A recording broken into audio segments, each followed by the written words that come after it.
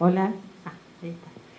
Bueno, gracias Johnny y sobre todo Jaco, recién te vi por ahí. Muchísimas gracias por invitarme y por permitirme estar hoy acá. Sí, bueno, yo me voy a poner así veo y me copio un poco de mi PowerPoint. Bueno, mi exposición es un poco diferente de muchas de las que se escucharon ayer, que tenía que ver con alemanes o austríacos que se refugiaron en Argentina. Mi tema de investigación trata sobre personas que tenían ciudadanía argentina entre 1933 y 1945 y en este caso seleccioné aquellos que fueron victimizados durante el pogromo de noviembre. Solo un segundo, yo elijo la designación pogromo de noviembre y no Kristallnacht deliberadamente. Kristallnacht es un constructo de la propaganda nazi que buscaba con esta designación centrar la atención sobre la rotura de cristales y en todo aquello de brillante, puro y transparente que puede tener el cristal, ¿no? El pogromo fue bien oscuro y por eso en general los historiadores ahora prefieren hablar de pogromo de noviembre en lugar de Kristallnacht. Bueno, como ya adelantó Johnny, se trata de 6 casos, que son los 6 casos de los que yo tengo conocimiento al día de hoy, de personas con ciudadanía argentina que fueron victimizados por los alemanes en este caso.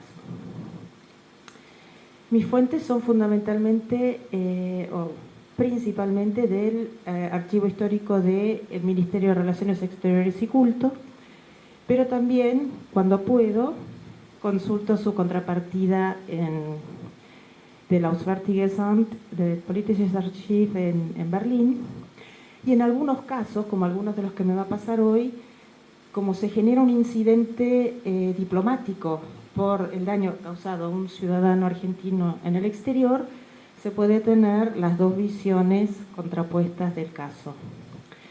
También algunas pocas fuentes son de la posguerra, esta es del archivo de la Cruz Roja Internacional, que ya les voy a comentar. Bueno, no sé si se lee, pero bueno, estos son mis argentinos, entre comillas, que fueron victimizados durante el pogromo de noviembre. Bueno, no están en orden alfabético, sino seguramente en el orden en el que los encontré en los archivos. El primer caso es el de Alfredo y Elena Munstock. Alfredo era un rosarino nativo, nacido en 1879 en Rosario. Los dos eran residentes en Düsseldorf. Su esposa era naturalizada argentina. Yo no pude encontrar su fecha de ingreso al país, pero sí sé que ella también era naturalizada. Eran lo que las leyes de Nuremberg definían como matrimonio mixto, y Elena era la parte aria de este matrimonio. El segundo caso es de un polaco, Nagenia Dreiman, naturalizado en 1928 en el país, que por lo menos en 1940 está refugiado en París, pero seguramente durante el pogromo residió en Berlín.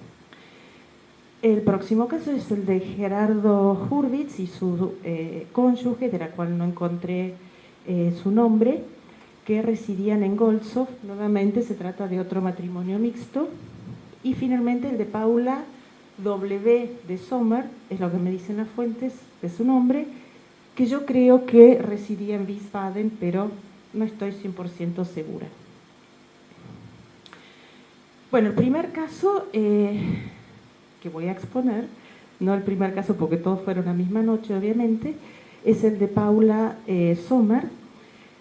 Lo único que sé por los documentos es que se aprueba el pago de una indemnización a Paula en 1940, en abril de 1940, que ella residía en ese momento en Berna, en Suiza, es decir, se había refugiado en un país neutral, y que, bueno, como ya había empezado la guerra en 1940, se solicita una autorización para abrir una cuenta específica bloqueada para transferir divisas, lo que en tiempo de guerra es bastante complicado. Es todo lo que sé sobre Paula. La indemnización que le pagan es de 200 Reichsmark. Para que tengan una idea, un escarabajo de Volkswagen que era el auto más económico que existía en Alemania en 1938, costaba 990 Reichsmark. El caso siguiente, del que seguramente es el que más información hasta el momento encontré, es la de Alfredo Mundstock.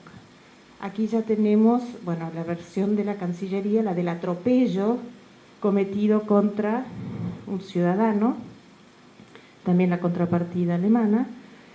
Y de las primeras cosas que me parece relevante mencionar del caso es que Alfredo y su mujer vivían en Düsseldorf, y de Düsseldorf era oriunda la familia de von Rath, el diplomático alemán que fue asesinado en París.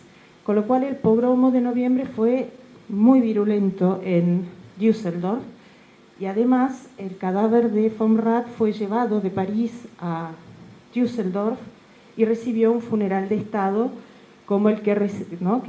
como el que se ve acá. Vinieron personas de toda Alemania a rendirle homenaje. Incluso el Führer, ahí está un poquito oscuro, pero también se acercó a rendirle homenaje. Esto para mí es significativo porque mientras se está llevando a cabo el funeral, simultáneamente se están empezando los reclamos desde el consulado para reclamar una indemnización por los daños a la vivienda que sufrieron los Mundstock. Es el único caso en el que finalmente va a tener que intervenir la embajada, porque las autoridades locales de Düsseldorf no quieren aceptar el reclamo de los Mundstock de reparación.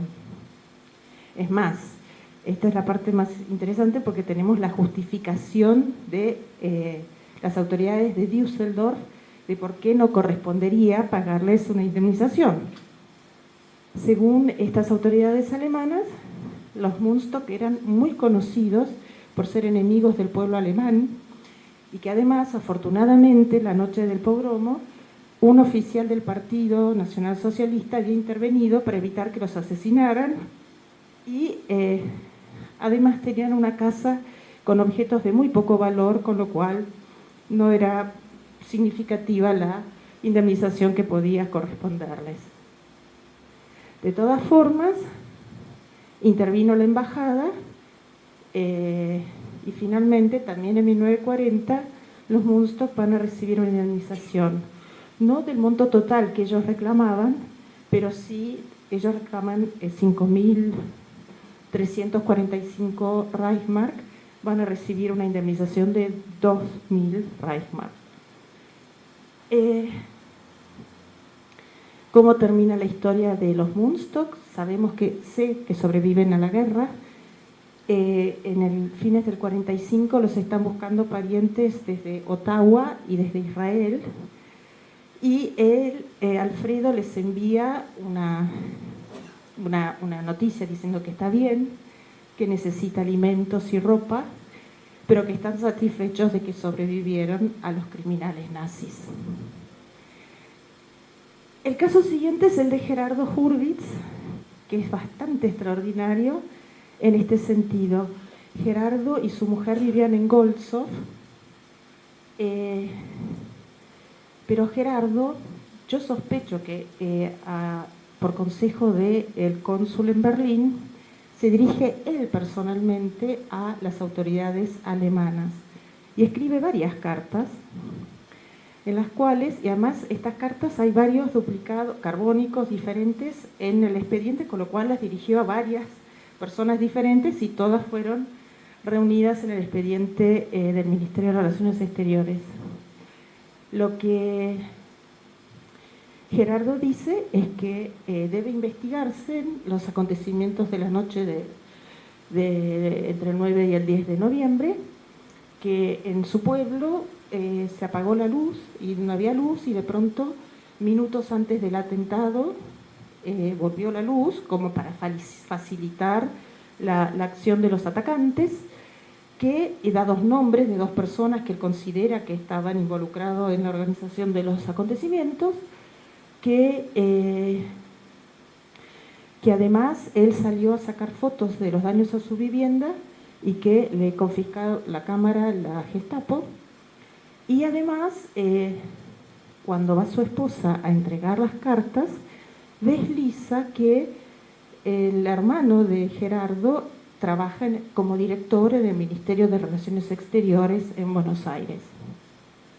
Esto genera nuevamente una investigación del Ministerio de Interior alemán y averiguan que en realidad el hermano de Hurwitz es solo traductor en Cancillería. Pero de todas formas están muy preocupados de que esto nos genere un incidente diplomático y también va a cobrar una indemnización de 2.000 Reichsmark. No sé qué daño sufrió porque no están detallados en la documentación que encontré. Gerardo Hurwitz se va a refugiar en Buenos Aires en noviembre de 1939. El último caso es el de Nahemia Dreiman. El reclamo de Nahemia, no sé qué daño sufrió la noche del pogromo, pero sí sé que su reclamo no es aceptado por los alemanes porque es presentado después del plazo que había sido estipulado para presentar los pedidos de indemnización. Es decir que, simplificando o resumiendo, salvo Nahemia, que no cobra ninguna indemnización, en el caso de los Mundstock, toda la indemnización recae sobre el ciudadano nativo. De los 5.345 Reichsmark que reclama, cobra 2.000. Nahemia no cobra porque presentó fuera de plazo el pedido. Los Hurwitz, de los 10.000 reclamados, también cobran 2.000. No sé cuál fue el reclamo de Paula Sommer, pero sí cobra 200 Reichsmark de indemnización. Pero para terminar, si bien Nahemia Dreiman no cobró ninguna indemnización durante la guerra, al fin de la guerra, en los expedientes de la Junta de Vigilancia, aparece un reclamo suyo por un edificio completo que tenía en Berlín, que fue destruido por bombardeos y cobra más de 7 millones de pesos en moneda nacional en ese momento para la reconstrucción completa del edificio. Eso es todo.